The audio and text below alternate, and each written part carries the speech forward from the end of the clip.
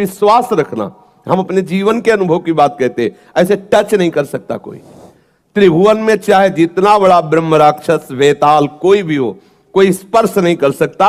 यदि आप नाम जापक हैं, चाहे वो राधा नाम कृष्ण नाम कोई नाम जप कर रहे हो, नाम जापक को स्पर्श नहीं कर सकता।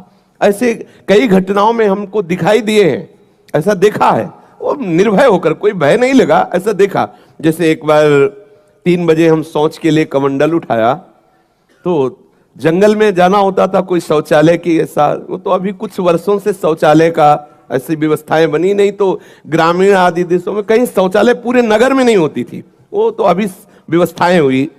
तो कमंडल लेकर शौच के लिए निकले तो देखा कि गांव के बाहर एक नववधू लोटा लिए शौच के लिए जा रहे। तो हम खड़े हो गए कि ये जिस दिशा को जाए उससे विपरीत दिशा में हम, वो खड़ी हो गई।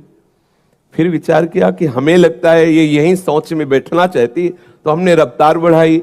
जब रफ्तार बढ़ाई तो देखा कुछ दूर आगे जा रहे, तो लगा कि ये तो पीछे खड़ी थी, आगे। हमारा ये था कि हम कभी डरने वाली स्थिति में अपने को नहीं खड़ा करते। हमारे मन में आया नहीं नहीं, ये मेरा भ्रम है, वो हमसे आगे निकल गई होगी। जब वो आगे गई तो हम पीछे मुड़े तो देखा हमारे दूसरे रास्ते में खड़ी। अब हमें पक्का विश्वास हो गया कि ये कोई स्त्री नहीं है, कोई पतित आत्मा है जो इस रूप में है। जोर से भगवान नाम उच्चारण खत्म किया, ना कोई भय और ना वो हमें दोबारा दिखाई दी।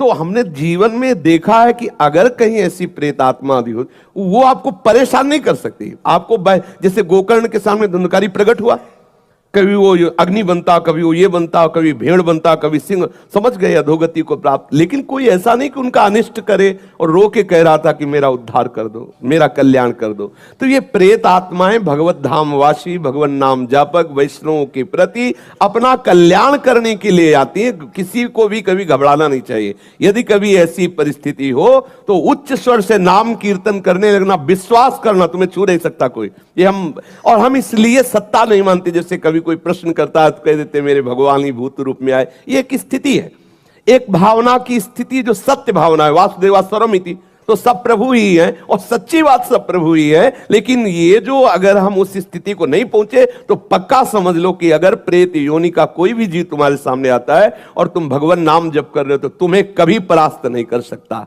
जहां कहीं भय लगे तो उस समय ना भयभीत होना, ना मौन रहना, चिल्ला के बोलना राधा राधा राधा राधा। ठाकुर वहीं खड़ा मिलेगा, और जहां ठाकुर हो वहां किसी की और ठकुराई चल नहीं सकती। इसलिए निश्चिंत रहे।